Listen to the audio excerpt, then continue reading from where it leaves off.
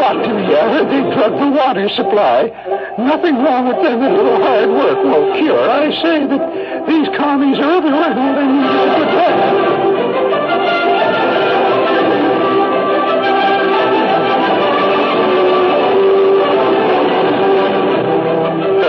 Gang. Hi, George, my little station editorial there just before we bring it up. Don't sneak it out there. Just keep it behind me here. There, thank you. The following program has many unsavory elements, and it is certainly not rated GP. So if you have someone out there who's on the verge, I suggest you send them out to the next room to turn on the radio where they can hear on the next station down the line some nice, safe music. This is going to be a bad news.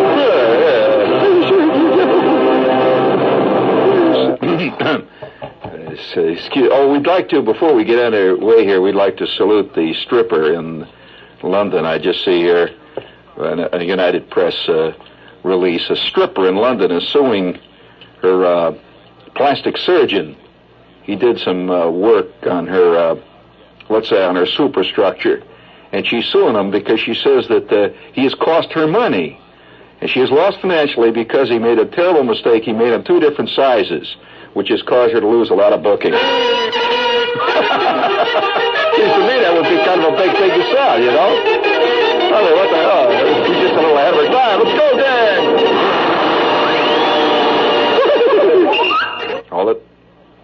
Hold it. This is a very serious radio station. We've got to keep the thing going. Oh, by the way, before we get started here tonight, since it's a Saturday night, got a letter from a note writer type here, and he says, Shepard, he says, everybody, he says, you got to get with it, Shepard. He says, you got to get in the scene here. He says, everybody's got to dial a thing now, you know. You can get a dial a prayer. You can get a dial a concept. You can dial a poem now here in New York. Oh, and you dial some bad ones. Oh, I dialed a poem one night, and I'll tell you, I heard a clinker that would have made Edgar Guest embarrassed. But what are you going to do? You know, you're getting it for a lousy 10-cent phone call. Of course, I just wonder what happens when some poor son of a gun, you know, is trying to use Ma Bell's mystic movie machine here on one of the streets, you know. And he throws his dime in, and like you often do in this town, gets the wrong number. And there he is out there in the dark. It's 3 o'clock in the morning, and all of a sudden, instead of getting his friend Jaime, he gets dial a prayer. And the voice says, and thou art now in dire danger. Thou must watch. Bring it on there, pig. And so our friend out there, our concept creator, says, Shepard, it is time now for you to enter the list with your own service. Dial the salute. There's too many people don't get credit for what they do in this world, right? You agree? And too many people get too much credit for what they do in this world. I mean, I'll tell you, can hardly pick up a paper without reading about how great Joe Namath is or something like that. Oh, yeah, he just throws a football around. That's play. That's child's play.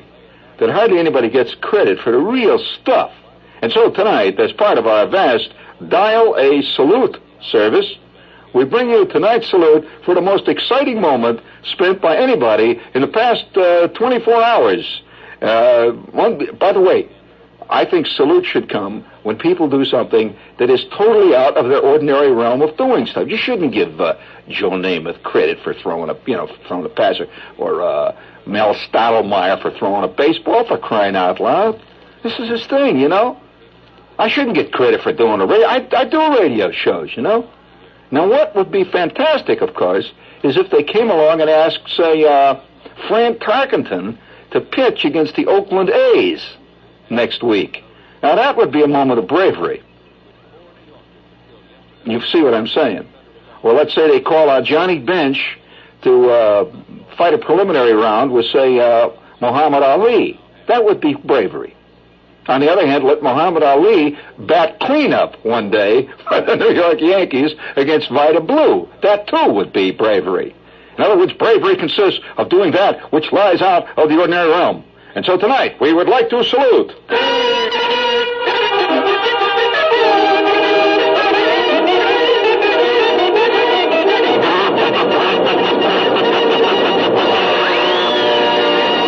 As far part of our vast public service programming on this deeply concerned radio station, we bring you tonight our Dial a Salute, saluting a special citizen who has done a specially brave event in the past 24 hours.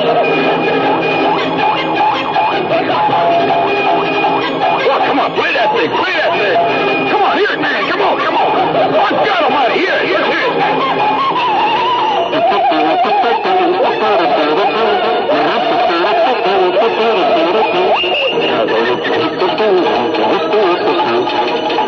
For those of you who are still under the mistaken impression that is the William Tell Overture, you're all wet. That is the Ham and High fight song. And I know the lyrics to it. And for those of you who are over 21 and can prove that you are a qualified music student, I will be glad to send you the lyrics to the Ham and High fight song, which you can sing along with it. You have to be over 21, however. It will be mailed to you in a plain brown seal wrapper so that even your friends will not get the wrong idea and think you can read, something like that, which, could really cause you bad news today. Oh, we would like to make a salute today, right? Time for a salute. All set now. We would like to salute.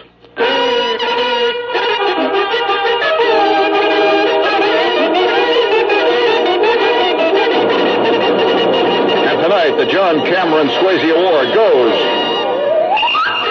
to Ann Lewin, 75. Hello. You want to hear what she did? Ann Lewin, 75. Now, you wouldn't think an old doll would be ready to get saluted at this time in life, but listen to what Ann did. Ann Lewin, and this is from Miami, Florida, went up with the Flagler Street drawbridge yesterday.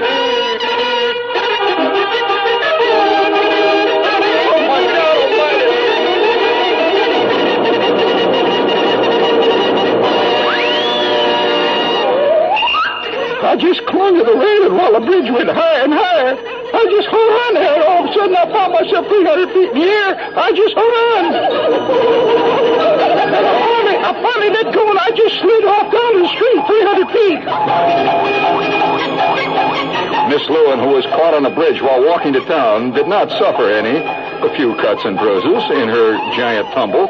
She was admitted to the hospital for observation, immediately released. And now she has one hell of a story to tell them at the bridge games and over that bridge mix. Tonight, we salute Ann Lewin, 75. Who said it for all of us. It sounds like she's talking about life itself. I just clung to the railing while the bridge went higher and higher. And all of a sudden, I'm 300 feet up in the air. Doesn't that sound like your life, friends? And so, part of our vast dial-a salute operation here, we salute Ann Lewin. Now, that's no, can you imagine the moment? Think about it here now. You sit out there and you laugh, but can you imagine when you're walking across the bridge and all of a sudden up she starts going, that bell goes doing, doing, doing, doing, doing, doing. You start running like hell. You know you ain't going to make it. That bridge is going up and up and up and higher, and you're hanging on there. And all of a sudden you're just clinging to that railing and you see nothing but water down below you, 4,000 feet below. All them cars are honking and tooting, and there you are, stuck on the drawbridge. Whoa. And we all have secret fears, let's face it. We do. We have secret fears. And one of them is one day something's like that going to happen to you, Oh, yeah. Do you have the secret fear every time you get in an elevator, one of these automatic ones? That there's two of them that run along with that, see. One, that you're in the automatic elevator, see, and it's made out of chromium and stainless steel inside the seat. And you get in this elevator, and it's got all little lights going off and on. And do you like to operate it? So you get the sense like, you're operating this machine. See, you're a 707 pilot, and you're operating thing 719. You press all the buttons, and there's one that says emergency. You don't know what that one does. Does that deploy a parachute or what? If all of a sudden, boing, you hear this, boing, that is the sound of an unreeling cable.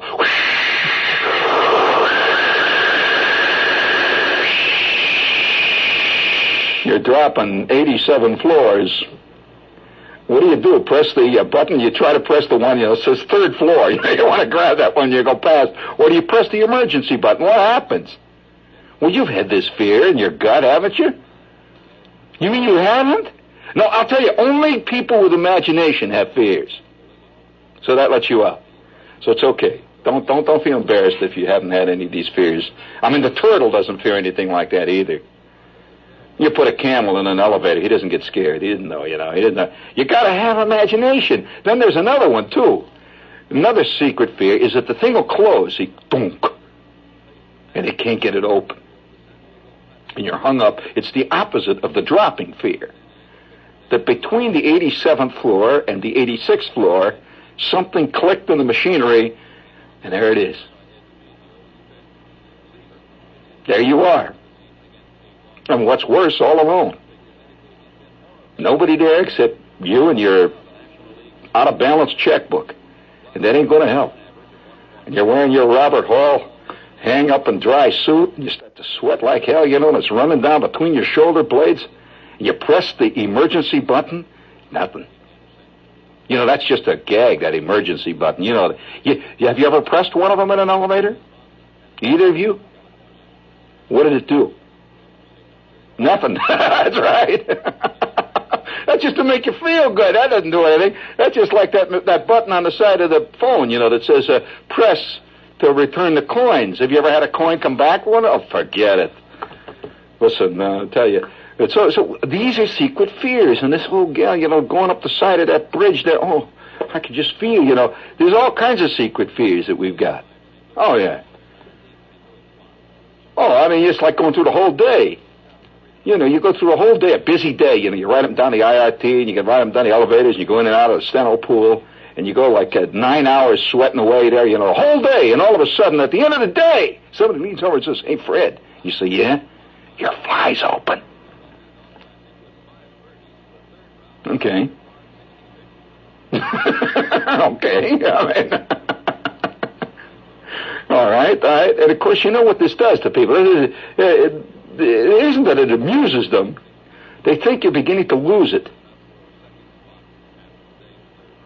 I mean, what's the first thing that happens when your head begins to get soft? Well, you dribble your beer over your chin. You've seen old bum, you don't worry about buttons come off. You don't worry everything. That's. And I remember when Fred used to really take care of himself. He used to be, I don't know what's happened to him lately. Did you notice the other day? He had that ball of ice cream on his tie. Got himself a double disc ice cream, dropped it on the tie. He didn't even know it. What about that button thing? And what about the stripper with 2 sizes? Can you imagine her coming home from the hospital? And she's all pleased, see? And she sees her agent. She says, "How do I look?" It's a brief moment. I swear you're lopsided. Secret fears deep down inside of us. But by the way, speaking of secret fears, listen to this one. Rochester, New York. Albert Fess. We'll have to give him a salute because we all have this secret fear too. Let us salute Albert Fess. Albert Fess of Rochester, New York, was swallowed by his front lawn. Come on, bring it up, bring it up. Hey, watch that thing. You're thinking of Fess, and you're not worrying about the thing there that you're running. Albert Fess was swallowed by his front lawn. That's right, front lawn. Well, we all have a secret fear that one day they're going to pull the carpet out from under us, right? And it happened to Fess. Fess said he noticed a soft spot developing in the lawn yesterday in Rochester. He walked out to investigate it, and suddenly, wham! 8 feet underground.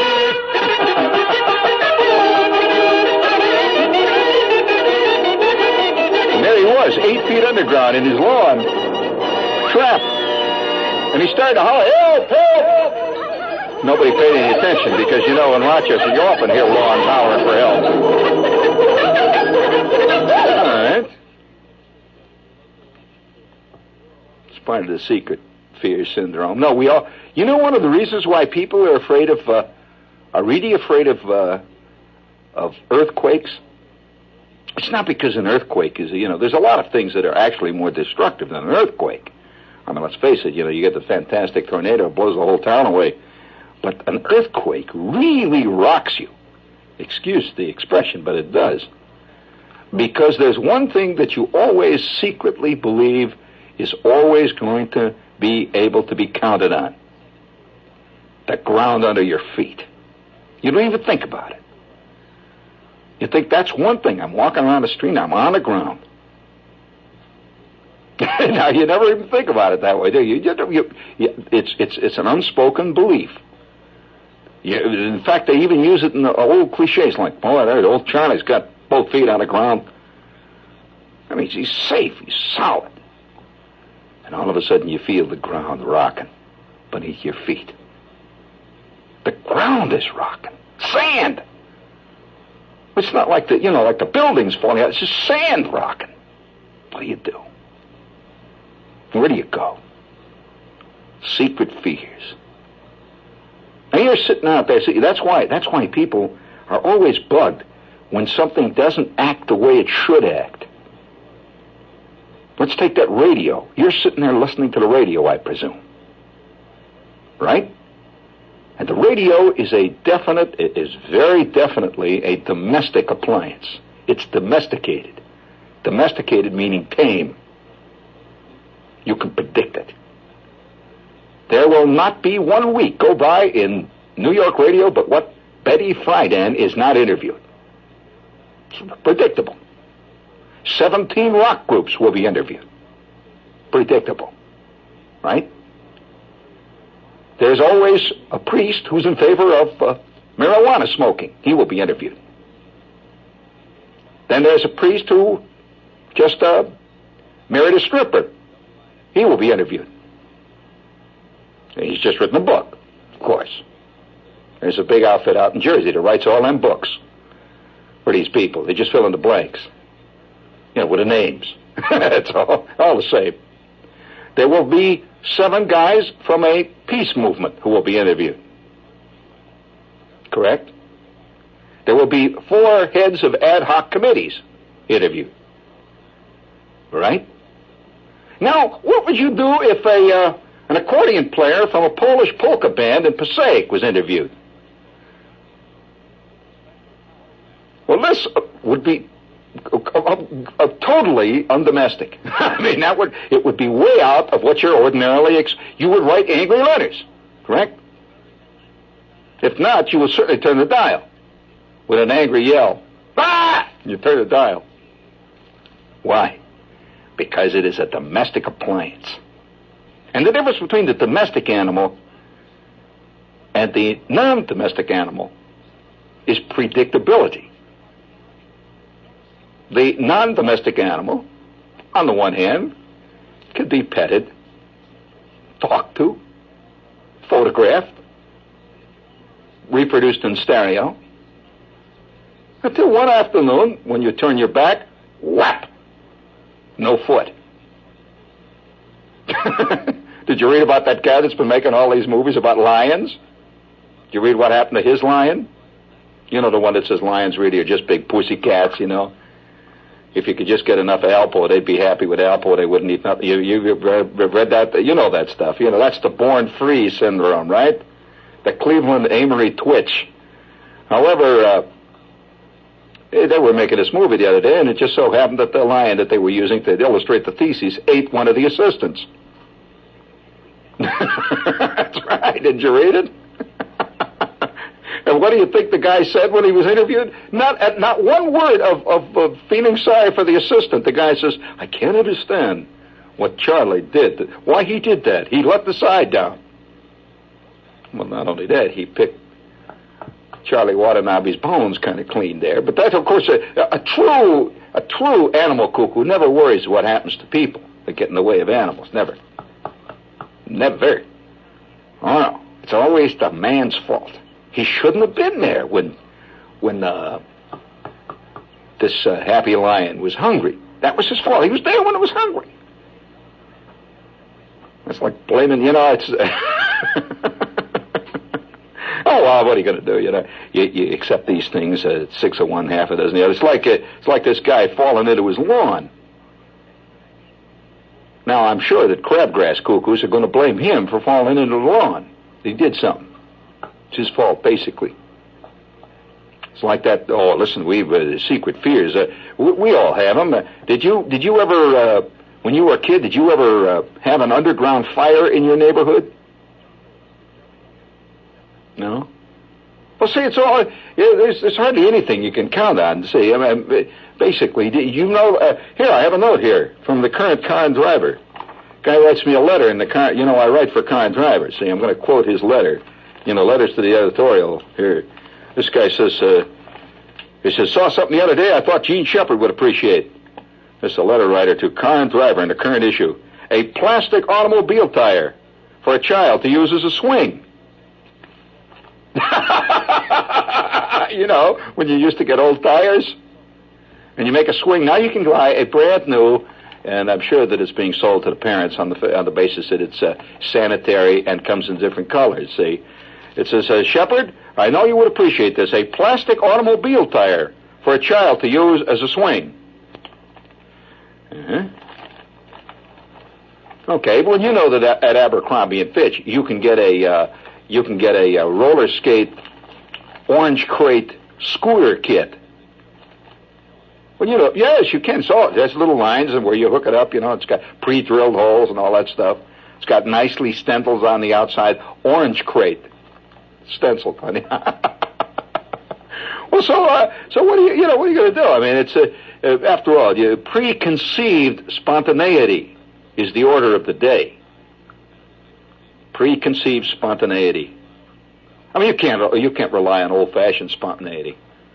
Oh, no. And that's what you've been doing in your life all these times. For example, many people. Now let's take a woman here. She's been relying on what they call the random factor in existence. You wouldn't buy this, would you, Lyle Van? You like to have everything put down clean and neat, right?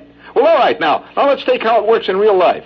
Now here's a woman probably listening to me right now. She's planning Sunday dinner. See, all the relatives are coming over, right? Well, she goes out, you know, and she buys the rubber chicken and all the rest of the stuff, see, and she's got the tomato sauce and all the jazz. And she works on this meal, like, for 4 hours. She serves it, and what happens? She expects somebody to say it was great. Why? This is an ungrateful bunch of clods. Why? They're all sitting around talking about Name It. The hell with her rubber chicken. She's worked all her life. Hey, Charlie, you hear about Name It? Oh, friend talking, blah, blah, blah, blah, blah. And they're scoffing the stuff away. Nobody says a word. And why? Because she relied on random applause.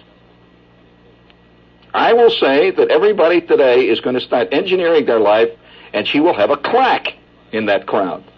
She will pay some guy $1.50 or say, arrange for him right in the middle of a lull of the conversation. He's going to say, Emily, I can't stand it. This chicken is so unbelievable that Of course, he'll be speechless.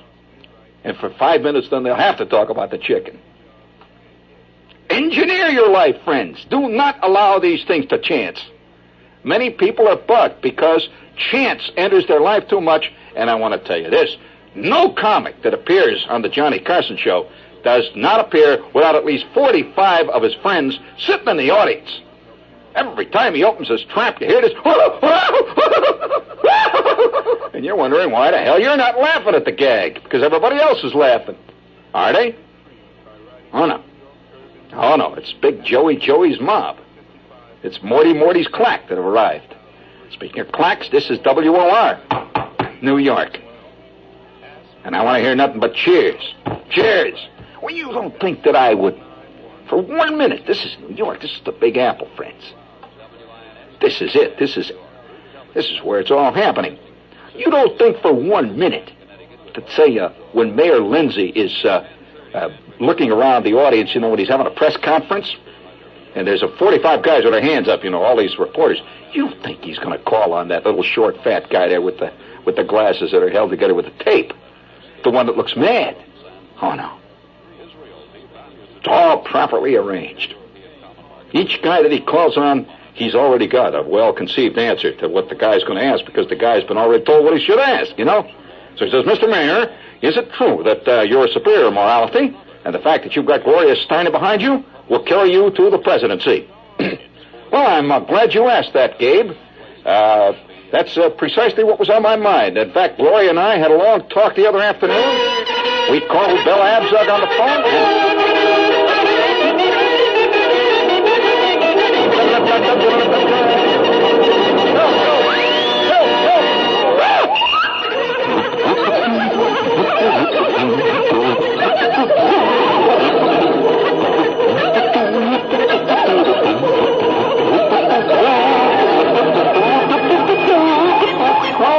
Hold it. Now, see, that's what makes why most people walk through life and they seem... Well, now, let's take your miserable existence right now. Now, right this minute now. This is no implied criticism. It's just got to deal with the thing the way it is, for a change. Now, let's just take your life. You walk around. Unconsciously, you compare your life to what you see on television. You do. You don't do it consciously. You do unconsciously. Have you ever noticed how inadequate you feel when you watch the talk shows? These guys have got unbelievably clever bon mots, right? Unbelievably, well, that's, after all, this is heard largely in Jersey. You got to keep it there. Unbelievably clever bon mots. And so, when Johnny Carson looks over and says, say, I understand that you've been in the Led Zeppelin business lately. Morty. Hey, you think that's just casual conversation? Of course not. That's been engineered. For a good 2 hours before this guy appears on the Johnny Carson show, there has been a long discussion with at least 18 different writers on how Johnny is going to casually bring up his famous Led Zeppelin gag. At which point it'll sound like it's just been, well, yeah, Johnny, was that a Led Zeppelin I saw you with? Was that your wife? Oh, that's right, you're getting divorced now.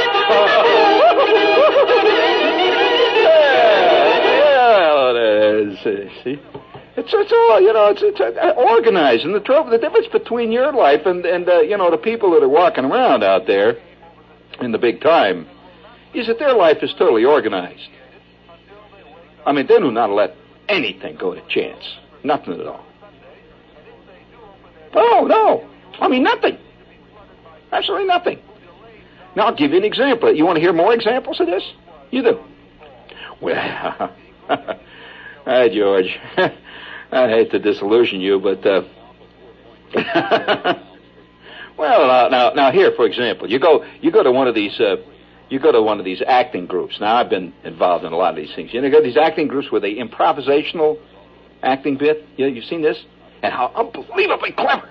Some guy in the audience will holler, and say, and now, ladies and gentlemen, the improvisational Ace Stella Dallas acting group would like to now ask any of you out there in the audience, do you have anything that we'd like to, that you'd like us to perform? And everybody sits there. Being a typical audience, you sit there with your jaw hanging slack, and all you can think of is when the hell they're going to have the halftime intermission so you can run across the street and get a bourbon, say. And all of a sudden, this lady in the back of you says, yes, would you please do a sketch on gas station attendants, please? And the guy says, oh, yes, of course. Now, let's pretend now that we are in an Esso station on Route 22. 5 minutes later, they've done this unbelievable drama that makes Tennessee Williams look like your high school play. And you're sitting there and says, oh, boy, are these guys clever. Unbelievably clever. Holy smokes. You were taken in again. Come back next night, and you will find the lady will say, would you please do a little drama on gas station attendants, please? Yes, indeed. See, nothing is allowed to, a chance. And that's the trouble with your life. You've made it that way. Now, I'll give you an example of. I suppose I shouldn't tell you this, but I'm going to. Let's face it, sports is showbiz, right? Yeah, let's face it, it's big business today. Okay?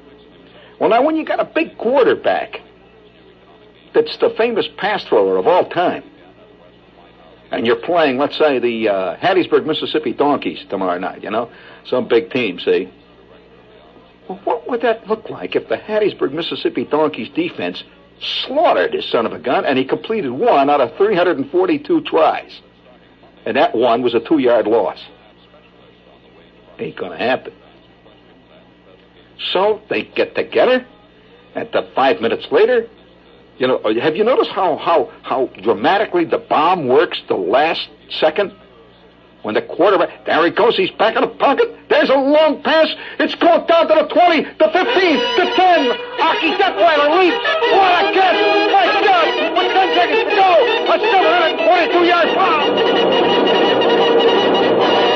Yeah. So you see, you can't allow anything to Now here, let's take another example. Now, let's just take an example of in your office now. I mean, you walk around, see. Have you noticed some guys are cleverer than other guys? Have you thought that this was a plot against you? Well, you're right. You're very right. Have you ever heard of the old whipsaw technique? You know what the whipsaw technique is? 2 guys work in tandem to get rid of Charlie Bullard. Now, how they do that, see, is you're having the sales meeting. See, it's Monday. And C.G. Watanabe, the head man, says, all right, the meeting is open. Has anyone here got any new ideas on Operation Dynamo? We're going to really slaughter WMCA. We're going to put it over the top. Operation Dynamo. Anybody got any ideas? Marty, do you have any ideas? Of course, it's ridiculous to ask Marty if he has any ideas. Forget it. Marty, do you have any ideas? And he doesn't say anything. Then he turns to Charlie, see, who's the rising young star. You, see, you think you're really making it. See, Bullard, Charlie, how about you? You look like you're about to say something. And you jump up, see. And you say, why, yes, sir. I have an idea. Now, radio's always looking for great new ideas, right? Right. Anybody argue it? Right. This is a false premise. Radio is not looking for new ideas. But you got to keep saying that. Radio's looking for new ideas, right? And with that, everybody nods.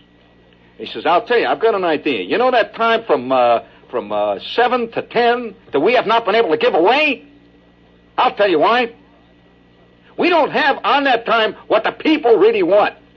Now, I was sitting in my bathtub the other day, and all of a sudden it hit me. Eureka, I said. What is it that everybody I know likes? Banjos. Why don't we have 3 hours of great classic banjo playing between the hours of 7 and 10? I just tell you, everybody... All right, now, here goes the whipsaw technique. Now, 2 guys are working in tandem, see, and they're concentrating on cutting down Charlie Bullard. With that, just as he comes out with his idea, no matter what the idea is, his idea might be to have Fred Applewhite walk on water. I mean, it would be a great publicity stunt. And so the minute his idea comes out, one of the guys starts to snicker. With that, he turns to the guy that's snickering and says, what's so funny? He says, oh, nothing. The one on the other end of the table raises his hand and says, well, I can understand why Al here thinks that Charlie's idea is funny. He's got a great sense of humor, Charlie. You know, that thing with the banjo. The next thing you know, you're shot down. And 2 guys have whipsawed you who look like they're totally at odds. It's all a plot. Now, what you've got to do is start organizing things. Now, how many times have you told a joke and you got nothing but boos? People booed. I mean, you thought it was a great joke. He says, hey, did you hear this one about the guy with a cellophane bag and the 7 chipmunks, huh? And somebody says, oh, if I cry, not that one. You're dead already. There you are, you know. So you sit back there. Now you're in McDonald's, you know, in the parking lot. And you're trying to make a little, you know, try it just once. You're trying to be, you know, big deal. See, and everybody up there all laughing it up and yelling and hollering.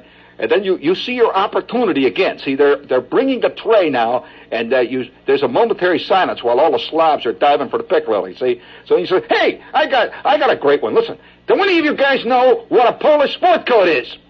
Instantly, the guy at the steering wheel says, "Oh, for crying, not that one! Oh no!" Do you really think they've heard all those jokes? Of course not. There's a plot afoot.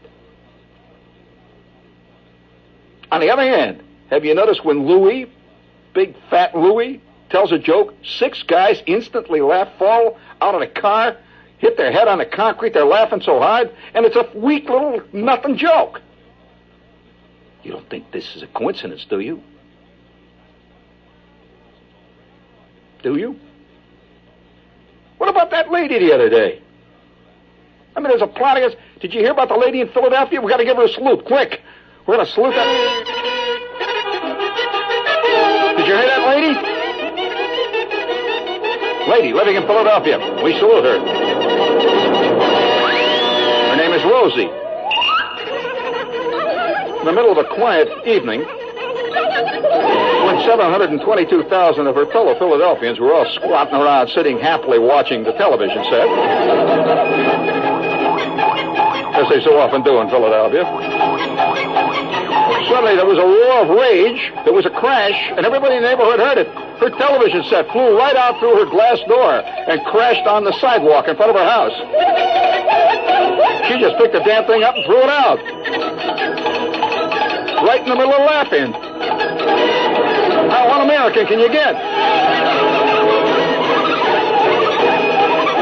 When she was questioned later, she refused to say what made her mad watching television. You don't have to tell me, honey. I've watched it. But you're the one that did something about it. You, Rosie, dared the approbation of your neighbors. Everybody in the neighborhood now thinks you're some kind of a nut. When it's actually the opposite. They sit there with their slack jaws and their glazed eyes. Year after year after year. They're watching the 12,923rd rerun of The Lucy Show. Now to get it, King. Let's sing it up. Let's sing it for Rosie. Yes, sir, that's Rosie. Yeah, Mom, blow that thing, Rosie. Yeah. Yeah, yeah. Yeah, yeah, yeah. Come on, baby. Yeah, yeah, you're singing it, baby. Come on. All together now. Here we go. Over the cliff. Oh, that's beautiful, beautiful. Oh, magnifique. Oh, Tito. Woo! Yeah, yeah, yeah, yeah, yeah. Wow. Oh, jump on my knickers. Oh, help. Oh, close it up. Why, that was close. Man, he went through this studio trailing smoke. Well, no, I just mentioning that there's a lot to life, and that we don't necessarily want to concede a lot to life. Now, oh yeah. I mean, you can't deny that organization is the key to success. It is. And you've been waiting for somebody to call you on the phone. I mean, I think everybody secretly has this feeling any minute. It's an exciting moment when the phone rings in your house, right?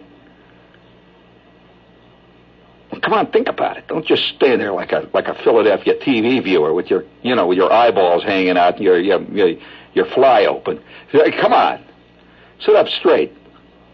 Come on, that's better. You're a human beer bottle. Come on now. Blow the foam off your mind, will you? Okay. You liked that, didn't you? Has your mind got a head on it? Or is it as flat as last week's Pabst? Huh? Have you ever met people who are so chintzy that when they drink 3/4 of a beer bottle, they put the rest back in the refrigerator? Yeah, you open up the refrigerator and there's about 2 inches of flat beer that was half drunk, like 3 weeks ago, and there it is. It's got green fur on the top of it. There's some things you just don't talk about. But nevertheless, though, I just say that one of the great secret desires that all of us have. It's been a terrible show, hasn't it? I mean, it's the middle of the summer. I guess it's the heat and all that. It's August and all. Would you please give me my summertime music, please? There you go. Yeah. It's the nutty season again, friends. We're right in the middle of it. In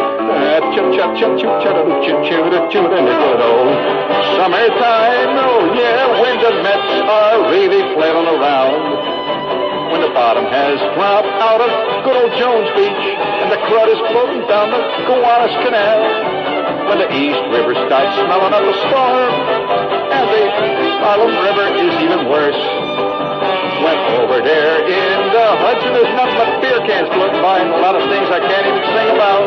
Yeah, in the good old summertime. Oh, in the good old summertime.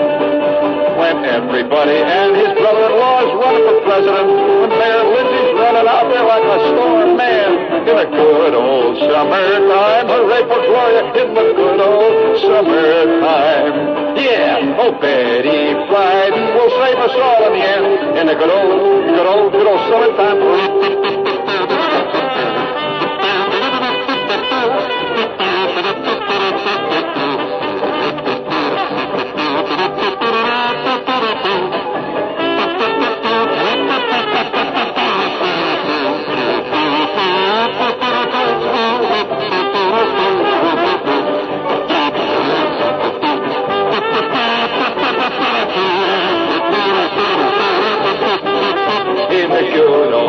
Summertime, yeah, in the good old summertime. When things start heating up on old Route 22, and they're hanging in there low. When the Hudson Hornets come out to late, in the good old summertime. When they're the bumper from here all the way to the Hempsteads, in the good old summertime.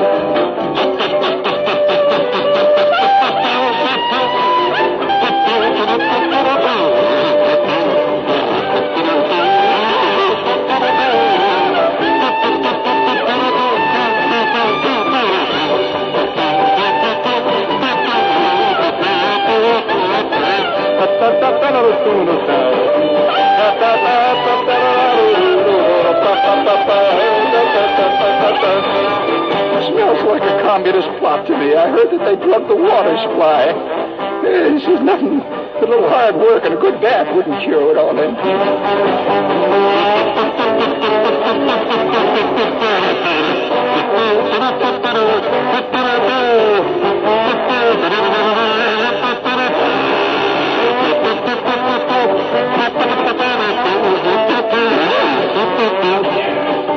In a good old summertime, in a good old summertime, when you start to work on a good case of heat rash, sitting there waiting for it to happen, when the phone never rings, and then when it does, it's some guy trying to say a storm goes.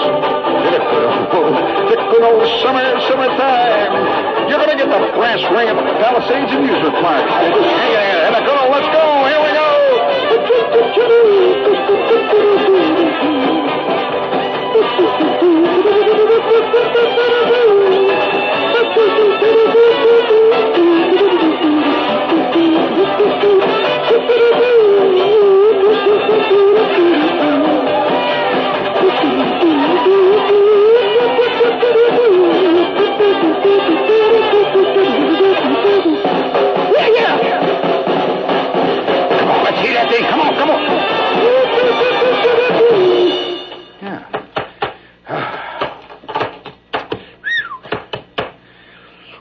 Oh, yeah, that cleared up the thing there.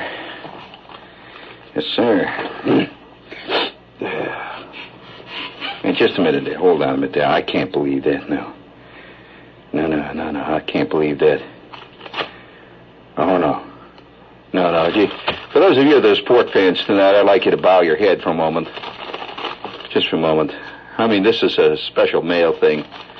How many of you guys, one time or another played sports, even backyard sports, you know the thrill of winning, and the drama of human defeat. That's right. Well, I'd like you to bow your head for a moment. I'd like to salute somebody, please. Would you please there? I mean, there are times when you lose, and there are times, friends, when you lose. So if you think the Mets have got it bad, listen to this. Tonight, our our vast public service sports-minded departments here at this concerned radio station bring you tonight's Turkey of the Week, the sports hero. Good afternoon, sport fans. Good afternoon, sport fans. This is Spike McBullet, your sports announcer tonight, saluting a victor and a defeat. And tonight we'd like to salute in Monte de Vale, down in South America, lopsided. Scores in sports competition. By the way, you ought to hear me do my Howie Cosell. Big old number 13, Ralph Branca. Howard Cosell is the Lawrence Welk of sports. He really is. And there's always a market for that. There's always a market for hair oil. Lopsided scores in sports competition are nothing unusual. Now listen to this. Bow your heads, friends. Except when a basketball team gets skunked by 116-0. I repeat, 116-0. Now, you never heard of a basketball team getting shut out, have you? Can you imagine what a hellish night that must have been? The club, Bohemios, did exactly that to the Union team in Montevideo, a game which was played Monday night before 7,000 cheering fans. Can you imagine going home after that ball game? Can you imagine the dressing room of the Union team? 116-0. And so tonight we salute defeat. The human drama of defeat. The thrill of victory. Produced by Roone Arledge. By the way, that would have been one hell of a show for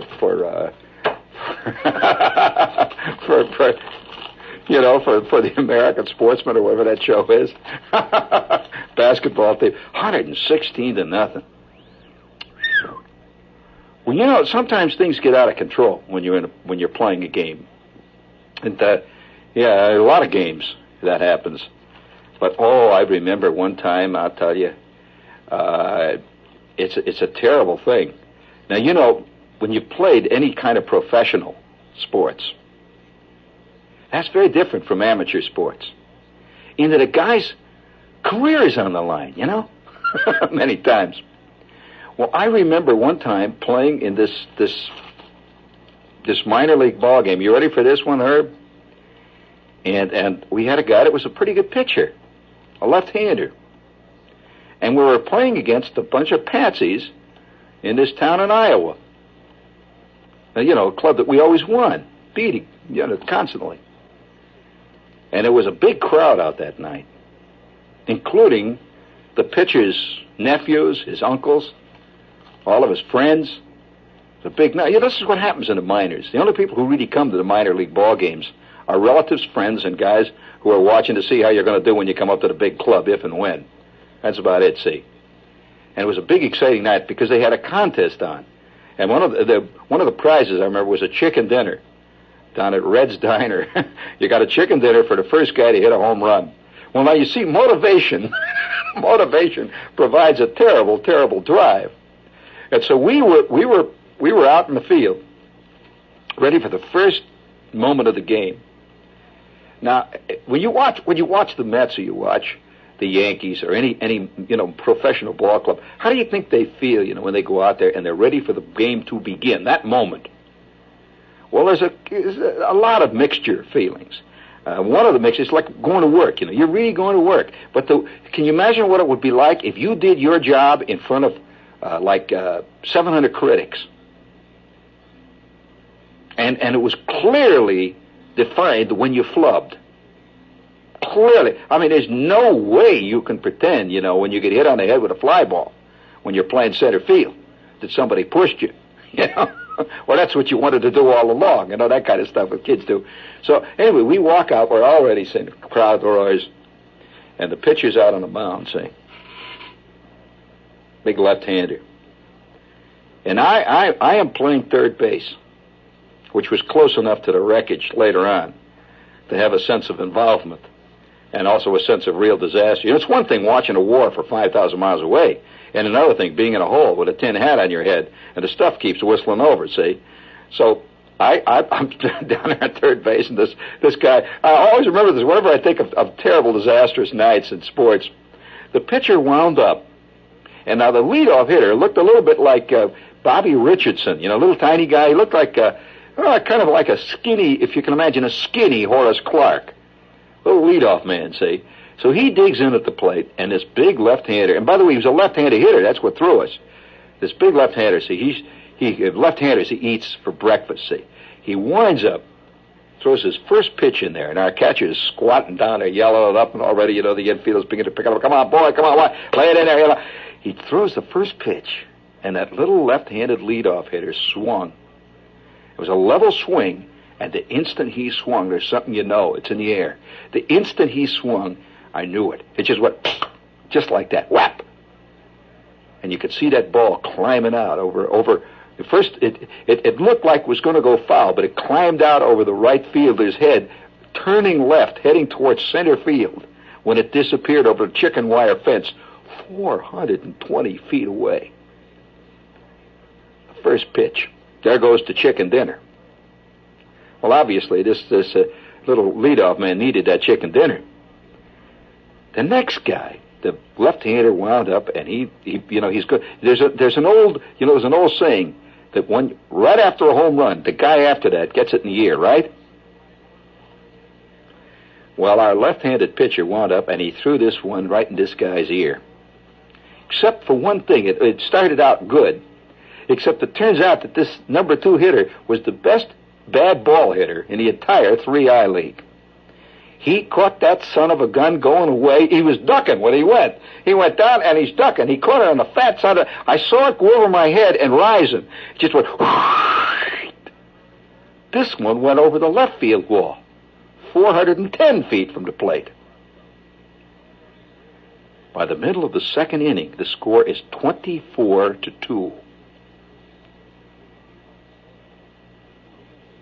The middle of the second inning. We put every pitcher that we had in the game. We were working around the other end again, starting the guy that originally started is going, you know. We used 8 pitchers and still nothing could happen. We used every reliever. We had an outfielder pitching. And I remember a conference around the mound when our 9th pitcher is out there sweating. They've gotten 3 successive doubles off of him. I mean, line drive doubles off the wall. And his face is staring. His sweat's pouring down. His eyes are hanging out there, see? And I walk over, and the first baseman comes trotting over. The manager comes out of the dugout. Now, you've seen these little things around the mound? And the catcher comes trotting up, see, and he says, well, come on, we'll play it. You take it. You see, out of reflex, he's still saying the right stuff, like, you know, come on, make him come to you, baby. Come on, make him come to you, baby. You got a lot of guys out there now. Let him hit it. Now, make him come to you, boy. The manager just stands out. He says, shut up, will you, Smokey? Says to the catcher, shut up a minute, will you? He says, what are we going to do? We were 24 runs behind. He says, if this ever gets back to the home club, you know that none of us are going to have a job. What are you going to do? He says, can somebody here get hurt? Then they'll call a Gabe. They'll take you into the hospital, a whole bit. He says, no takers. He says, well, let's just pray. Then he walked and sat down on the bench. The game that night wound up 37-9. A regular 9-inning game, except that it went for 12 hours. Oh, the human misery of defeat. We never quite recovered from that. I sometimes, late at night, hear balls going past my head. Yeah, you bet, friends. This is WOR New York. Stay tuned for the news.